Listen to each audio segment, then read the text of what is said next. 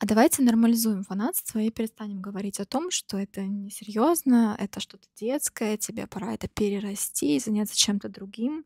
И примем тот факт, что фанатство, фанатская деятельность и в целом фанаты, ощущение себя фанатом — это в первую очередь про интерес и вовлеченность. А эти человеческие качества, они идут бок о бок с нами в течение всей нашей жизни.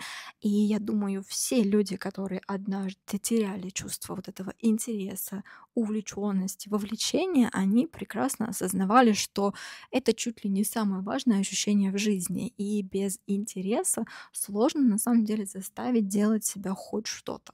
И в тот момент, когда ты полностью теряешь интерес, где-то тут же, наверное, и наступает депрессия, либо какая-то апатия и ощущение, что в жизни, наверное, нет никакого смысла. Поэтому давайте перестанем хейтить чужие интересы и научимся относиться к ним с уважением и в целом быть более открытыми к новому опыту.